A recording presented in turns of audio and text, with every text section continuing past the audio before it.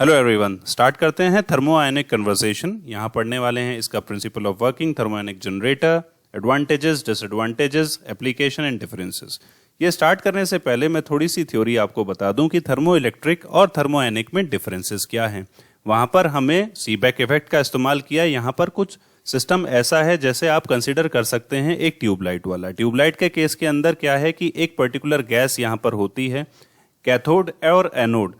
यहाँ पर करंट लगाया जाता है, मतलब एक ऑल्टरनेटिंग करंट यहाँ प्रोड्यूस किया जाता है सो दैट यहाँ पर इलेक्ट्रॉन्स का फ्लो होता है, एक दूसरे से टकराते हैं, टकराने के बाद एनर्जी प्रोड्यूस करते हैं इन टर्म्स ऑफ लाइट।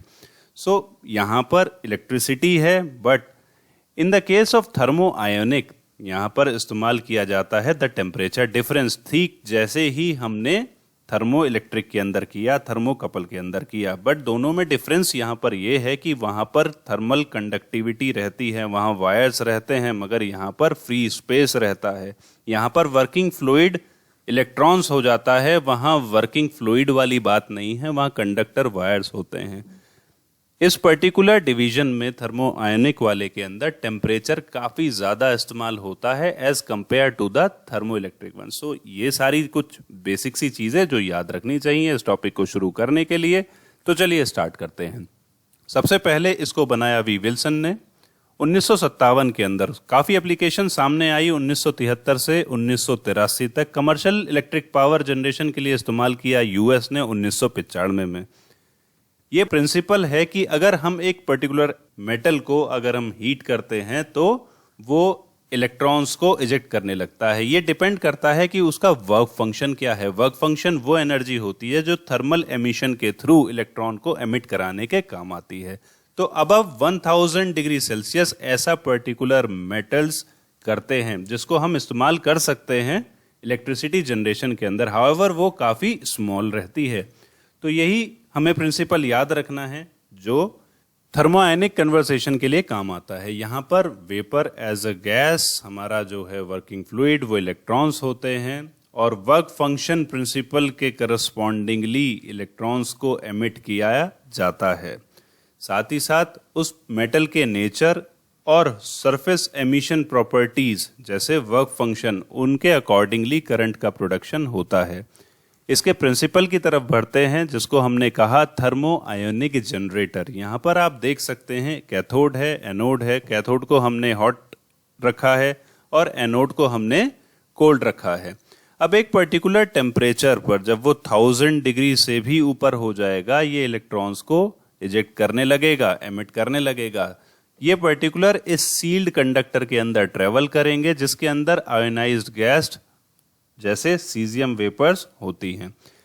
इसको हमने कनेक्ट किया एक्सटर्नल लोड से, तो कह सकते हैं हमने हीट को इलेक्ट्रिसिटी में कन्वर्ट कर लिया। एक दूसरा डायरेक्ट एनर्जी कन्वर्सेशन सिस्टम हमने पढ़ा जिसके अंदर हीट को इलेक्ट्रिसिटी में कन्वर्ट कर रहे हैं। कुछ और महत्वपूर्ण चीज़ें यहाँ पर कि दोनों जो मेटल इलेक्ट्रोड्स हैं वो डिफरेंट वर्क फंक्शन की होनी चाहिए। आयोनाइज्ड गैस का इस्तेमाल करना है, जैसे सीजियम वेपर वहाँ पर होनी चाहिए। थर्मल एमिशन होगा इलेक्ट्रॉन्स का इलेक्ट्रोड्स के थ्रू और दूसरी तरफ जाकर वो एब्जॉर्ब हो जाएंगे। और करंट का जो प्रोडक्शन है इसको हम कहते हैं because of the space charge accumulation. So ये वर्ड आपको काफ़ी इंपॉर्टेंट है जिसको याद में रखना है। कैथोड हमारा टंगस्टन से बना है और एनोड हमारा सीजियम कोटेड टंगस्टन से बना होता है। कम से कम 1000 डिग्री सेल्सियस टेम्परेचर की रिक्वायरमेंट होती है यहाँ पर करंट का फ्लो करवाने के लिए। प्रिंसिपल के साथ साथ हमें मैथमेटिकल इक्वेशंस भी याद रखनी चाहिए, क्यों हम जानते हैं कि टेम्परेचर पे ये डिपेंडेंट है। तो करंट डेंसिटी जे जो निकल कर आएगी वो इस फॉर्मूले से हम कैलकुलेट कर सकते हैं, जिसके अंदर बी एक कांस्टेंट है जिसकी वैल्यू फाई ई बाय के होगी। के यहाँ बोल्ट्जमैन कांस्टेंट और बाकी सारे कांस्टेंट्स यहाँ पर मैंने लिखे हैं। आगे बढ़े एडवांटेजेस, डिसएडवांटेजेस और ख़त्म करते हैं फटाफट से इस टॉपिक को, जिसके अंदर एडवांटेजेस में अगर मैं कहूँ तो मूविंग पार्ट कोई नहीं है, काफ़ी अच्छी efficiency, durable, compact device, low cost, कोई वियर एंड टीयर वाला चक्कर यहाँ पर नहीं है। रिमोट एरियाज में अच्छे से ले जाया जा सकता है। मगर अगर दूसरी तरफ देखें और कंपेयर करें तो मेटल कॉस्टली इस्तेमाल होते हैं। एफिशिएंसी 40% के आसपास निकल कर आती है केवल। हाई ऑपरेटिंग टेम्परेचर की रिक्वायरमेंट है, करोसिव गैसेस का इस्तेमाल हुआ है, एक्सपेंसिव भी हो जाते हैं। इसके साथ साथ सीजियम वेपर इस्तेमाल काफी हानिकारक साबित हो सकता है। 5 अलग अलग जगह यहाँ लिखी हुई हैं, हालांकि सब जगह पर इसको इस्तेमाल कर सकते हैं जहां लोअर पावर सेल्स की रिक्वायरमेंट होती है, जैसे distributed power generation, residential commercial purposes, aerospace, military, electronics and telecommunication और automobiles, marine and air vehicles में भी इसका इस्तेमाल किया गया है। अब डिफरेंसेस तो मैंने स्टार्टिंग में ही आपको बता दिए थे। थर्मो आयनिक के केस के अंदर इलेक्ट्रॉन गैस होती है मगर वहां पर वायर्ड रहता है। थर्मो आयनिक में बेलास्टिक करंट फ्लो होता है, कार्नोट एफिशिएंसी से जिसको जाना जाता है, मगर वहां कंडक्टिव करंट होता है। थर्मोइलेक्ट्रिक जनरेटर की एफिशिएंसी पुअर होती है, थर्मो आयनिक की ज़्यादा अच्छी होती है। थर्मो आयनिक में ज़्यादा टेम्परेचर की रिक्वायरमेंट होती है, थर्मोइलेक्ट्रिक में कम होती है। Thermoelectric generator low quality heat energy sources के नाम से भी जाने जाते हैं, जबकि यहाँ हमें हीट की रिक्वायरमेंट ज़्यादा रहती है थर्मो आयनिक के केस में।